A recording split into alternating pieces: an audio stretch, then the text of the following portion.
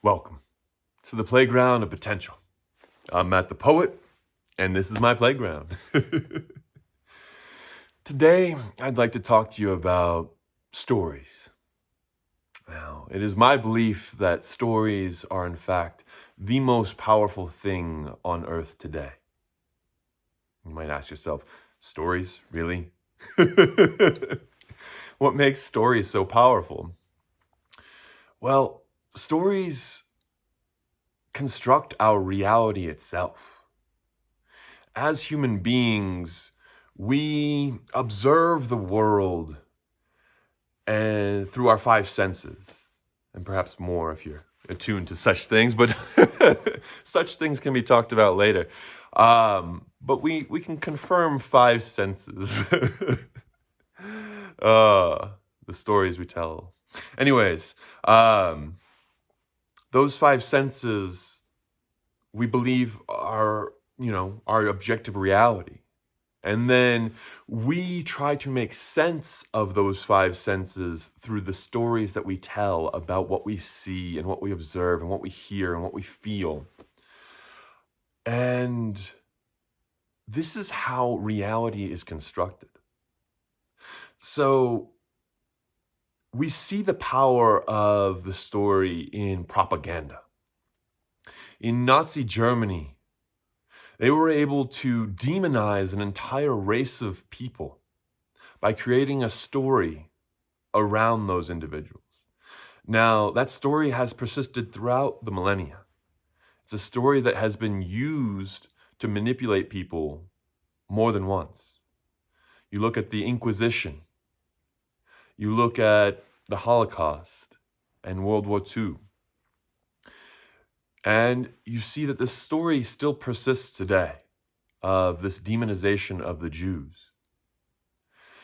So we often wonder, how does an entire nation do such evil things to a group of people? And it's done through storytelling. Hitler and Himmler and, the was it Goebbels? They constructed stories of propaganda that turned an entire nation against essentially the entire world, but more specifically, the Jews, the Gypsies, blacks, anyone who they felt was inferior. They were able to create this story of this superior race of German ascent. So we see in that moment the power of the story. The story constructed the reality for the German people in that time frame and was able to warp and change people's perspective to the sense that they were able to do atrocious things. And we wonder, how do people do atrocious things? Well, it's done through when you tell a story that this person is less than. If this person can be made, if this other can be made into something small and insignificant and non-human, dehumanizing individuals, you can get people to do absolutely insane things. So we see in that example the power of the story. So what are some other examples of the story and how they have powerfully shifted over time? Well, let's look at material physics. So when we look at physics, we have the standard model of physics. The standard model existed since way back in Newton's time. And it persisted for 500 years before completely being upturned and turned on its head by Albert Einstein. And what does Albert Einstein do? He says, we are not living in a material world, a matter-based world. We are living in a world of energy. And that matter itself is, in fact, a lower state of energy itself, a more condensed form of energy. And we see others who have been proponents of a more vibrational and energetic world, such as Nikola Tesla. And this has fundamentally shifted the way that we can view the world. Now, this materialistic worldview, I do not believe will persist much longer. We're seeing it break down regularly. And with the advent of quantum physics, the standard model of physics no longer is applicable. And as this becomes the greater story that we become accustomed to, new possibilities are going to come into our reality. We're already seeing how much has shifted over the last century with the advent of a more fundamentally energetic understanding of the universe. And this will only begin to shift and change even further as we pursue deeper and deeper into this story. But we see how the story has changed our fundamental reality. So where else can we see this? Well, look at weed. Look at marijuana. Look at Reefer Madness of the 1936 movie. This is propaganda against an herbal medicine, essentially. Because of the interest of largely like the lumber interests who were seeing hemp as this encroaching upon their market in regards to paper and other uses for hemp. They put an attack out, and then they essentially bought politicians to illegalize these substances. And we can see how it has been used against the Black people within American society in Richard Nixon's war on drugs, and how that has propagated an assault on the African American population and has essentially, imprisoned hundreds of thousands of individuals for something as petty as owning a plant. A plant that changes our consciousness. And we're seeing now that the story is shifting around this. It didn't take long to realize that this substance that was deemed the worst, it was made a class 1 substance, which means that it has no medicinal qualities. It has no benefit and is in fact deeply harming society. This is what they believed, or at least this was the story that was being told, and thus constructed the reality around most people's understanding. And we're seeing this story break down. Like, I can't tell you the exact number. I think it's like 14 states have now made marijuana recreationally legal. And we see even the president of the United States pardoning all, federal. This was all like a lame and awful attempt. Apparently, it actually never actually freed anyone from prison. But we see the story breaking down at the very least. We know that this substance is not the demon that has been made out to be. And thus, our reality is changing. And with the changing of this story, you now, can go to these states, Colorado and California, and so many more now, and you begin to realize that that this is not creating any detrimental effect. In fact, it's helping economies across these states. So these are just a couple examples of these big stories that have relatively recently shifted and changed our reality fundamentally. Okay? So ask yourself, who's writing these stories for you? Whose stories are you actually agreeing with and believing in? Because when you begin to ask this question, you begin to realize that who you put your faith in, who the stories that you actually apply to your own life. Now, this is a choice. The stories, while presented from above, are not forced upon us. It is our personal responsibility to discern which stories are for us, which stories we feel most benefit our personal reality. And yeah, the personal story is one that I want you to take into even stronger self-authority on, because only you can write your own personal story. So this has been an amazing practice that I have come to begin using over the last 5 years or so. And it is that of asking myself, what is the story I'm telling myself about my own life? What's the story I'm living out? Is it empowering me? Is it disempowering me? And I have seen how you can shift and change the story, the personal story that makes up your personal reality, and how that can literally monumentally change your own experience of your life. This is such a powerful tool.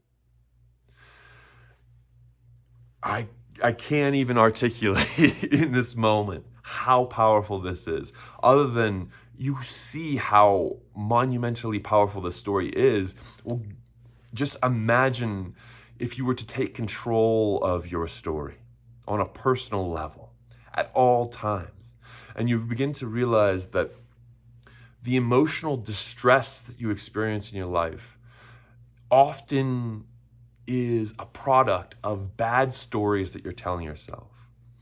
When we begin to root out the negative and non-serving stories that we tell ourselves in our own mind about ourselves, and we begin to replace them with stories that are empowering, that bring out our greatest and highest potential, it is in that moment that we realize that we are infinite in possibility.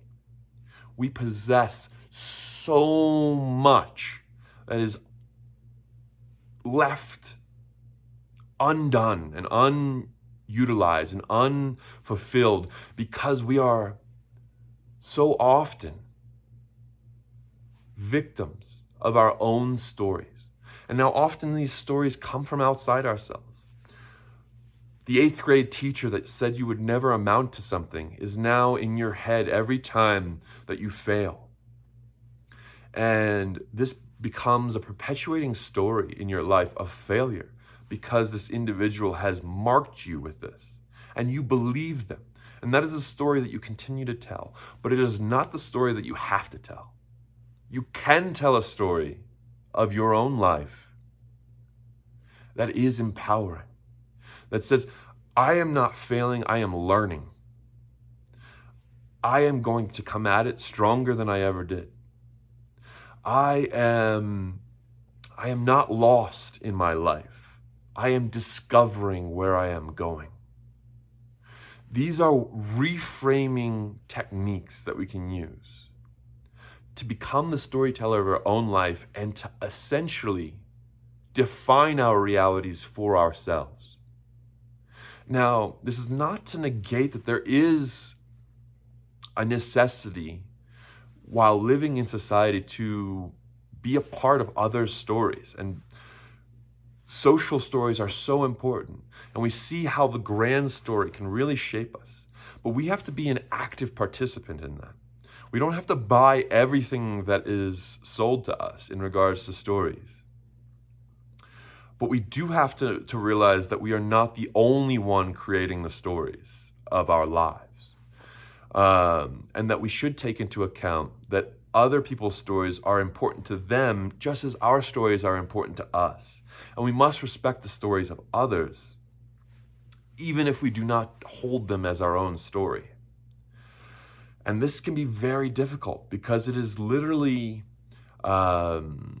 discordant with our own reality, because our story creates our reality. So if someone believes something else, well, that's an upheaval of our own reality. If we choose for that to be our story, if we choose to not realize that we all deserve to create our own story, so long as it does not harm others,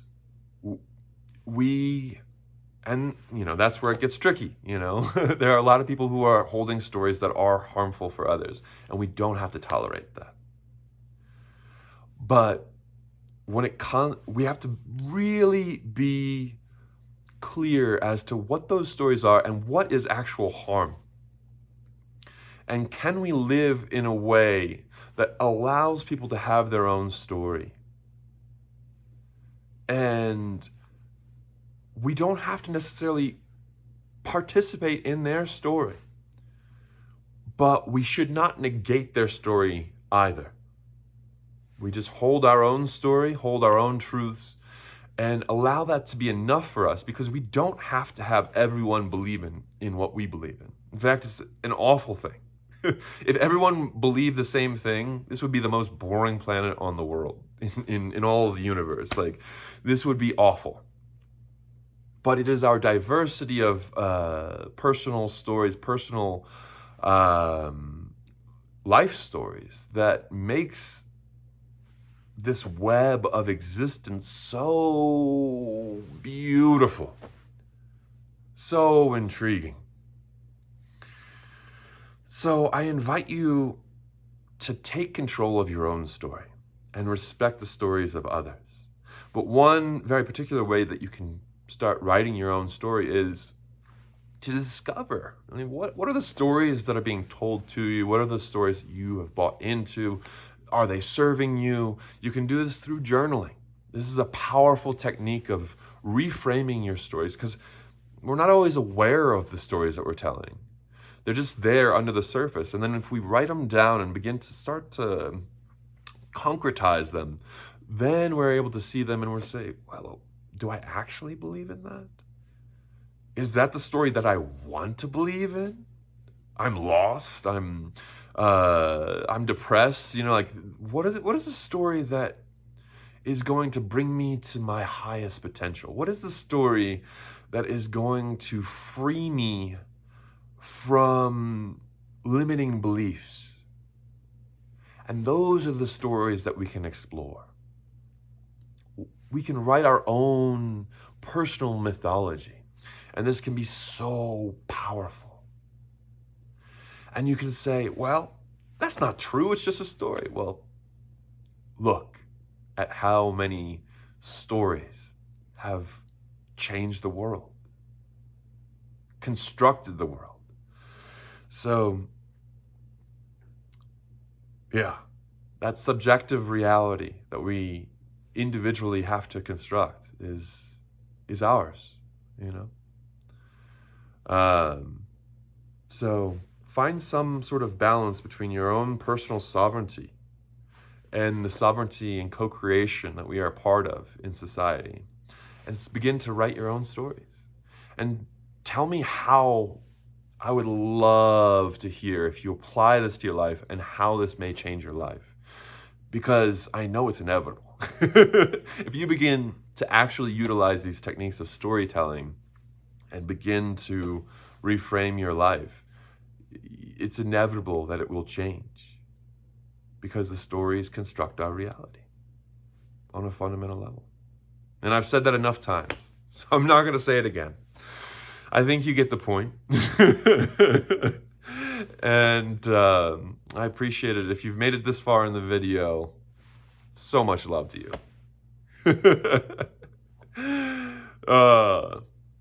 In the comments below, tell me about how storytelling has changed your life. And even write a story in the comments below about the story that you want to live. I'd love to read it, and I'll affirm it for you. If If you happen to like the video, please hit the like button and share it with others, and subscribe to the channel, because there's so much more content to come.